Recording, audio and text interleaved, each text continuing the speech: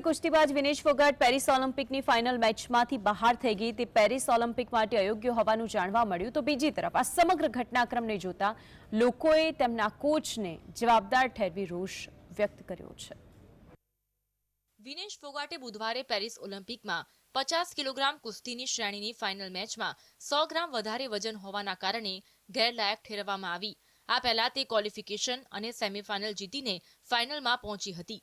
નોંધનીય છે કે હાલ વિનેશ ફોગાટ વધુ વજનના કારણે સિરીઝમાંથી બહાર થઈ ગઈ છે।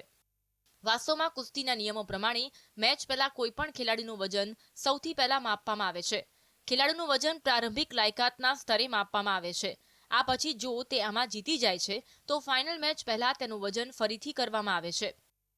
यूडब्ल्यूडब्ल्यू के नियमों और विनियमों के अनुसार सभी प्रतियोगिताओं के लिए संबंधित श्रेणी के लिए प्रत्येक सुबह वजन माप का आयोजन किया जाता है।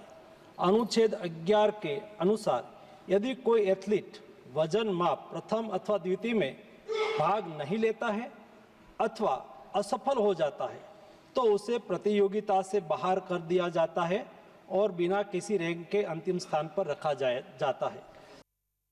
નોંધનીય છે કે વિનેશ ફોગાટ મંગળવારે પ્રારંભિક રાઉન્ડ પહેલા વજનની મર્યાદામાં હતી, પરંતુ સેમીફાઇનલ મેચ જીત્યા પછી તેમના વજનમાં વધારો થયો હતો। મીડિયા રિપોર્ટ્સની માનીએ તો મંગળવારની સેમીફાઇનલ મેચ જીત્યા બાદ વિનેશ ફોગાટનું વજન આશરે 2 કિલો વધી ગયું હતું। વિનેશ ફોગાટ અને તેની ટીમે બુધવારની આખી રાત મહેનત કરી હતી જેથી તેનું વજન મર્યાદામાં આવે। તે ઘણી હદ સુધી સફળ રહી હતી, પરંતુ બુધવારે સવારે જ્યારે તેનું વજન કરવામાં આવ્યું ત્યારે તેનું વજન 100 ગ્રામ વધુ હોવાનું જાણવા મળ્યું હતું। આ કારણોસર તે ઓલિમ્પિકમાંથી બહાર ફેંકાઈ ગઈ હતી અને તે હવે ફાઇનલ नहीं रमी सके।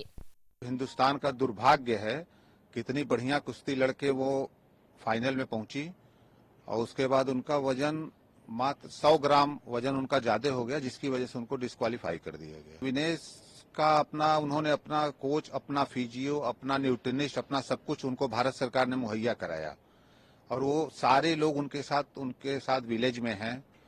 वेट 2 दिन वो लड़ी हैं, उसके पहले उनका कांस्टेंट था। रात में क्यों वजन बढ़ गया, कैसे बढ़ गया, ये जवाब उनके न्यूट्रिनिस्ट ही दे पाएंगे। रात में उन्होंने मेहनत किया वजन कम करने के लिए, तो उसके लिए थोड़ा हल्का फुल्का डिहाइड्रेशन का वो हुआ, वही वो एकदम फिट हैं और आराम कर रही हैं वो। વિનેશ ફોગાટનો સિલ્વર મેડલ જ્યાં સુધી તેને અયોગ્ય ઠેરવવામાં આવ્યો ત્યાં સુધી નિશ્ચિત હતો।